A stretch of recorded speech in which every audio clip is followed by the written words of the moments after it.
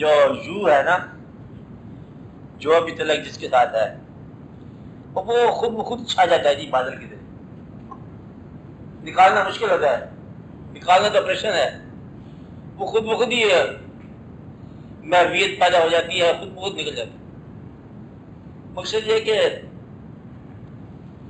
فرض کرو ایک ایسا وقت آپ پر گزرے کہ زندگی میں جب آپ کا قیمتی اثاثہ کام نہ آیا، وقت گزر گیا، فاقہ نکل گیا، پیسے کی موجودگی میں فاقہ آ گیا، اب آپ سوچتے جا رہے ہیں کہ یہ میرے پاس پیسہ میرے کام نہیں آیا، ایسے ماحول سے میں گزرا کہ جہاں یہ سکہ راج الوقت ہی نہیں ہے جو میرے پاس ہے۔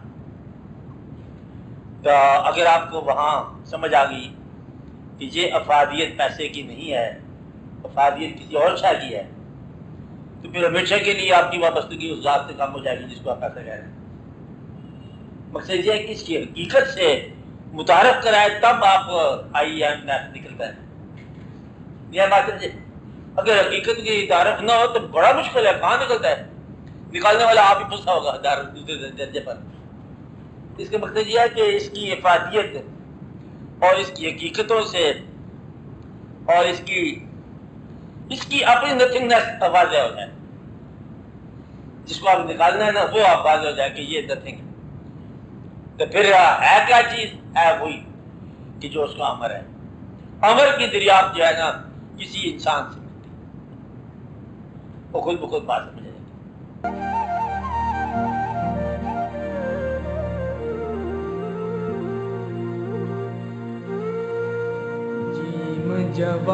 جواب سوال نہ پوچھو،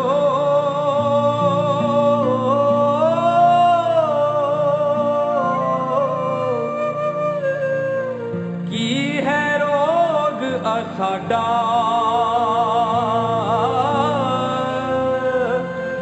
دل دا روگ دل بر جانے،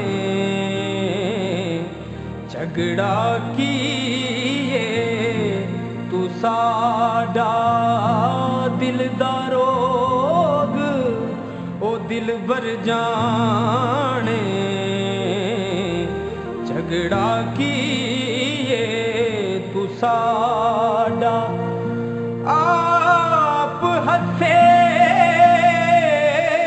تے آپ ہی روے،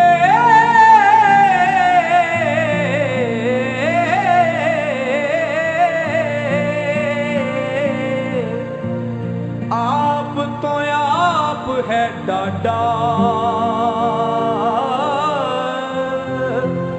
واصف یار جدائی چنگی،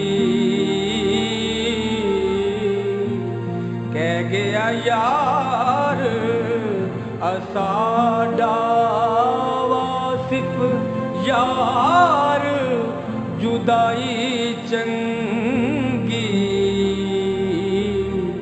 کہہ گیا یار اساڈا۔